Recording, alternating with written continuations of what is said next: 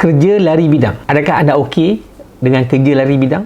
Maksud saya adalah dulu kerja belajar lain, sekarang kerja dapat peluang kerja lain. Okey.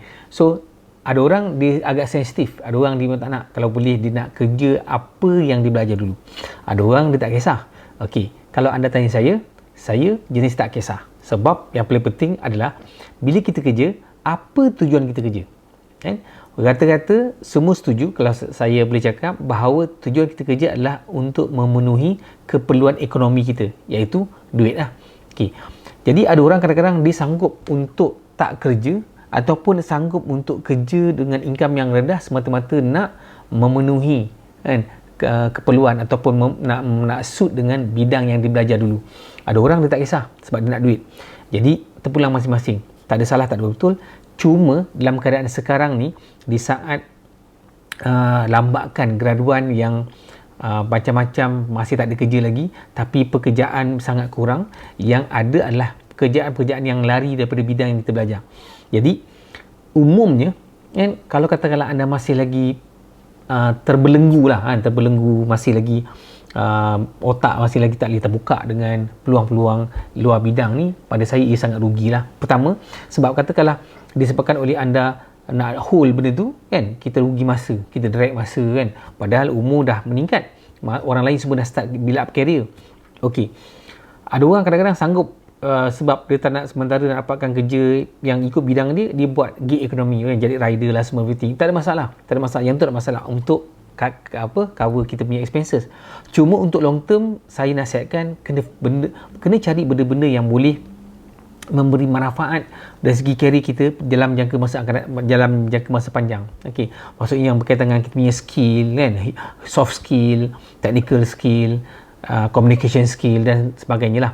Okey, so pandangan saya berkenaan dengan isu ni adalah dia tak kisah sebenarnya kan. Kadang-kadang kita minat benda lain kan, tapi kita dapat peluang benda lain. Jadi grab dulu peluang tu, sebab ikut pengalaman saya dulu memang suka buat benda-benda yang hobi berkaitan dengan outdoor, multimedia, dan beberapa benda-benda yang luar sikit pada bidang saya yang sebenarnya saya kerja lah. Tapi apabila peluang tu untuk kita buat terus selepas belajar tu dia kurang. Jadi yang ada adalah buat sale kan. Sebab hobi saya ni kadang-kadang perlukan duit yang agak banyak jugalah kan. Contoh nak beli kamera, nak beli bahan-bahan IT semua mahal, bahan-bahan multimedia semua mahal. Jadi apa yang saya nampak adalah, kalau katakanlah saya bekerja dalam bidang IT juga, saya rasa macam tak mampu nak pakai benda-benda ni semua. Jadi apa saya buat adalah cari apa pekerjaan ataupun peluang-peluang yang tambah income yang boleh jana pendapatan tanpa had. Jadi macam saya buat dalam bidang sales takaful, bahagian kewangan.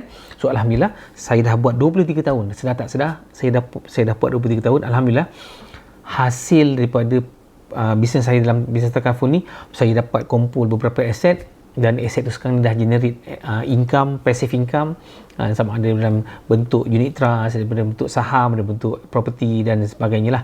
Okey, dan apa yang paling penting sekarang ni adalah, kalau anda masih lagi tak tahu kan nak buat apa semua everything, cari benda yang basic, iaitu peluang pekerjaan yang saya nampak banyak sekarang kat internet adalah bahagian sales and service ataupun sales and marketing kan, yang paling banyak lah, tak kisah dalam bidang apa pun.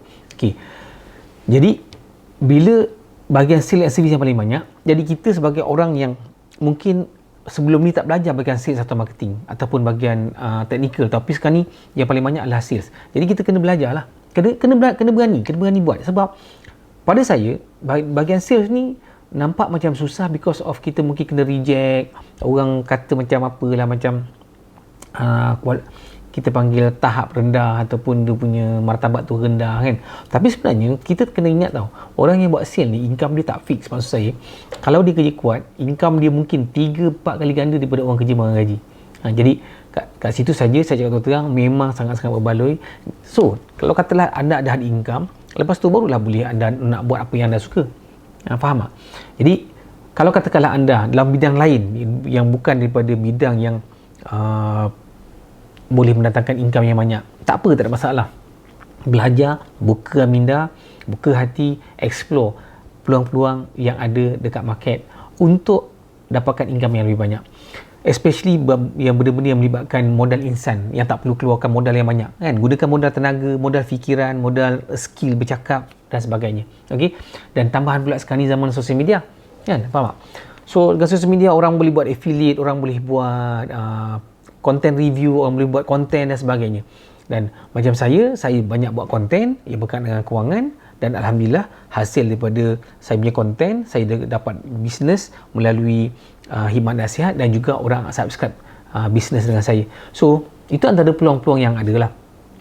Cuma untuk yang permulaan, baru nak start, mungkin tak tahu macam mana semua everything, apa yang anda perlukan adalah anda perlukan support system kan. Support system dari segi pertama human capital development kan. Anda perlukan coach, anda perlukan leader, anda perlukan buddy untuk train anda, trainer untuk train anda. Cuma kebanyakan katalah anda buat bisnes sendiri kat luar, anda kena cari sendirilah kan, mungkin kena bayar semua everything. So alhamdulillah semacam saya di Momin Group kan, kami menyediakan platform untuk train, untuk kami train anda daripada langsung tak tahu apa-apa, tak tahu bercakap, tak tahu negotiate, tak tahu nak skill nak buat kira-kira, semua kita akan ajarkan. Dan yang paling best adalah apa yang kita buat ni adalah demand dia sangat tinggi, dan dia bukan setakat demand orang-orang biasa daripada mula lahir sampailah orang yang berumur, dan bukan orang yang setakat orang ada duit je, orang yang banyak duit pun perlukan, orang yang tak ada duit pun perlukan. Cuma bagaimana kita positionkan kita punya bisnes lah. Okay, so saya cadangkan sekiranya anda berminat, especially yang fresh graduate, yang tak tahu lagi macam mana nak susun dia punya career kan, masih confused lagi mana satu kan, mungkin ambil bidang lain tapi nak tukar bidang lain macam mana kan, tak tahu nak buat decision macam mana, apa kata family, apa kata orang ramai. So dalam keadaan ini anda kena relax, anda kena tentukan apa yang anda perlukan dan macam mana nak pergi ke situ kan. Sebagai contoh sekarang ni yang kita perlukan duit sekarang ni, katakanlah kita perlukan duit untuk bayar PTN, kita perlukan duit untuk kita punya living expenses, kita perlukan duit untuk beli kereta, beli rumah, nak kahwin dan sebagainya. So itu nombor satu. Dan bagaimana kita nak dapatkan benda tu, sama ada dengan kerja, apa-apa kerja, ataupun nak tunggu kerja yang sesuai dengan kita. Dan kebanyakan kalau katakanlah kos-kos yang mungkin tak famous kan, ataupun kos tu yang mungkin supply banyak, student banyak, tapi peluang pekerjaan sikit, yang tu pun mencabar juga kan. Jadi pada saya kan, carilah tempat-tempat yang banyak orang bagi peluang kan, bukan setakat human capital development, ada yang bagi financial punya support lagi kan, ada lagi bagi environment punya support kan. Macam kami di Momin Group under Perubatan Takaful, kami ada sediakan financing untuk sesiapa yang mungkin nak join kami untuk jadi entrepreneur, jadi financial entrepreneur, jadi usahawan dalam bisnes kewangan ni, khidmat nasihat kewangan. Anda bukan setakat diberi latihan kan, tapi anda diberikan juga support system dari segi kewangan. Kalau katakanlah sebelum ni anda punya income 1,600, 1,700 kan, so kita akan bagi 2,000 setiap bulan untuk mulakan bisnes dengan kita, dan anda buat capai target, anda akan dapat bonus kan, bonus setiap 3 bulan dan juga bonus untuk tahunan. Dan tak cukup dengan itu, anda juga boleh dapat trip pergi luar negara. Katakanlah income anda sekarang ni 2,400 kan, anda boleh dapat kat sini dekat tempat kami ni RM3,000. Kalau anda income anda 3,200, anda boleh dapat RM4,000. Dan kalau katakanlah anda income sekarang ni RM4,000, cuma dah tak ada peluang nak kembangkan lagi kan, rasa macam dah stuck dah, kami boleh offer RM5,000 setiap bulan, dan kami akan train untuk dapatkan income RM10,000, RM20,000, RM30,000 hingga 6 angka setiap bulan. So itu saja saya punya perkongsian hari ini. Sekiranya anda berminat, boleh tekan link di description ataupun di bio. Okey, itu saja. Assalamualaikum warahmatullahi wabarakatuh.